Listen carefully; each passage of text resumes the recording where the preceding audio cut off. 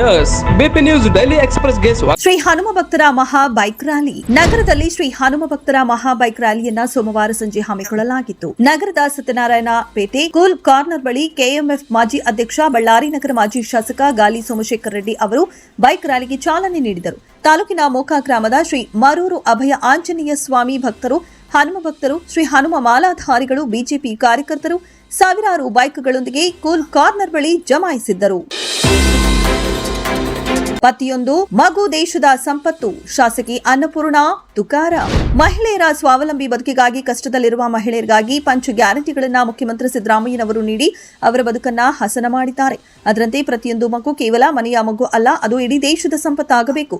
ಅದಕ್ಕಾಗಿ ವಸತಿ ಶಾಲೆಗಳನ್ನ, ವಿದ್ಯಾರ್ಥಿ ನಿಲಯಗಳನ್ನ, ಉಚಿತ ಪ್ರಯಾಣವನ್ನ ಮಹಿಳೆಯರಿಗಾಗಿ ನೀಡಲಾಗುತ್ತಿದ್ದು ಅದರ ಪೂರ್ಣ ಬಳಕೆಯಾಗಬೇಕು ಎಂದು ತಿಳಿಸಿದರು.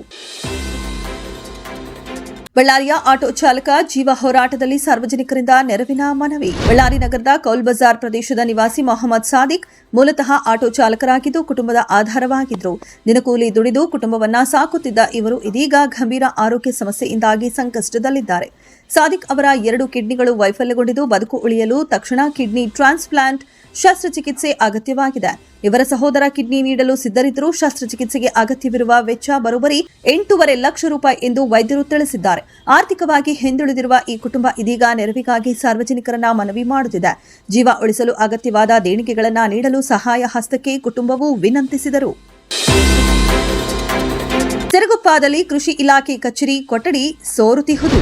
ಸಿರುಗುಪ್ಪ ನಗರದಲ್ಲಿರುವ ಕೃಷಿ ಇಲಾಖೆ ಸಹಾಯಕ ಕೃಷಿ ನಿರ್ದೇಶಕರ ಕಚೇರಿಯ ಕೊಠಡಿಗಳು ಸೋರುತ್ತಿರುವುದರಿಂದ ಇಲ್ಲಿ ಕೆಲಸ ನಿರ್ವಹಿಸುವ ಸಿಬ್ಬಂದಿ ಆತಂಕದಲ್ಲಿಯೇ ತಮ್ಮ ಈ ದಿನನಿತ್ಯದ ಕೆಲಸ ಕಾರ್ಯಗಳನ್ನು ಎದುರಿಸುವ ಪರಿಸ್ಥಿತಿ ಎದುರಾಗಿದೆ. ಇದರಲ್ಲಿ 8 ಕೊಠಡಿಗಳಿದ್ದು 3 ಕೊಠಡಿಗಳು ಮತ್ತು 1 ಸಭಾಂಗಣದ ಕೊಠಡಿ ಸತತ ಮಳೆಗೆ ಚಾವಣಿಯಿಂದ ನೀರು ಜಿನುಗುತ್ತಿದೆ. ಇಲ್ಲಿನ ಸಿಬ್ಬಂದಿ ಈ ಕೊಠಡಿಗಳನ್ನು ಬಿಟ್ಟು ಬೇರೆ ಕೊಠಡಿಗಳಲ್ಲಿ ಕೆಲಸ ಕಾರ್ಯ ಮಾಡುವಂತಾಗಿದೆ. ಇದರಲ್ಲಿ ಕಂಪ್ಯೂಟರ್ ಸೆಕ್ಷನ್ ಇರುವ ಕೊಠಡಿಗಳು ಅಲ್ಲಲ್ಲಿ ಸೋರುತ್ತಿದ್ದು ಸೋರದ ಅದೆಷ್ಟು ಜಾಗದಲ್ಲಿ ಕಂಪ್ಯೂಟರ್ಗಳನ್ನು ಇಟ್ಟು ಕೆಲಸ ಮಾಡುತ್ತಿದ್ದಾರೆ. ಹೊಸ ಕಟ್ಟಡ ನಿರ್ಮಾಣಕ್ಕೆ ಕ್ರಮ ತೆಗೆದುಕೊಳ್ಳಬೇಕೆಂದು ಕರೂರು ಗ್ರಾಮದ ರೈತ ಕೃಷ್ಣಾರೆಡ್ಡಿ ಮತ್ತು ತೆಕ್ಕೆಲಕೋಟೆ ಗ್ರಾಮದ ಕಾಡು ಸಿದ್ದಪ್ಪ ಒತ್ತಾಯಿಸಿದ್ದಾರೆ.